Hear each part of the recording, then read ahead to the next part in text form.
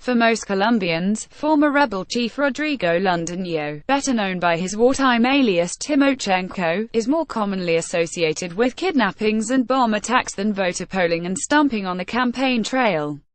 So an announcement that the leader of the demobilized Revolutionary Armed Forces of Colombia, Farc, plans to run for president in next year's elections, has prompted widespread outrage in the Andean nation.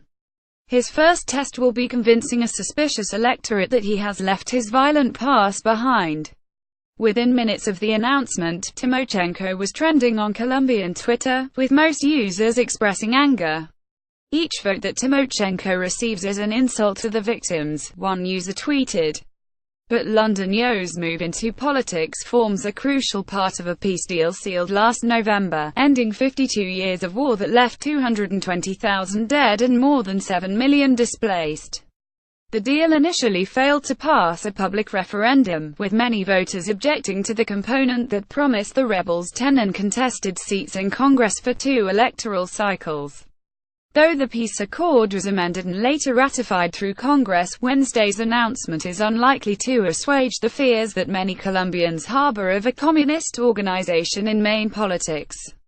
Some reactions on social media were more positive, however. "I prefer Rodrigo Londoño legally losing elections to illegally killing civilians, SOLRS and police officers," one user wrote. Imelda Daza is to be Timochenko's running mate.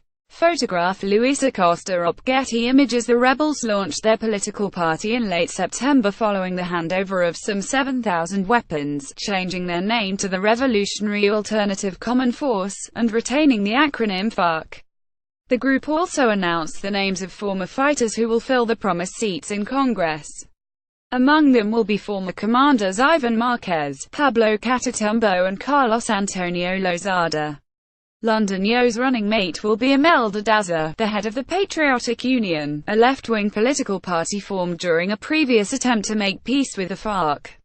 Despite the Farc's Marxist roots, Daza told reporters that the party's idea is not to change the country's economic model but to improve it. "We want a model that is more inclusive," she said. "A model that is more humane." A potential spanner in the works of the Farc's political foray is that ex-commanders will probably face trial for human rights abuses and war crimes as special transitional courts come into play. One component of the peace deal stipulates that special courts will try guerrilla members suspected of serious wartime crimes, albeit with lighter sentencing guidelines. Colombia's hardline right was unanimous in its condemnation of the Farc's political ambitions. Ivan Duque, who is also expected to run for the presidency, tweeted his anger.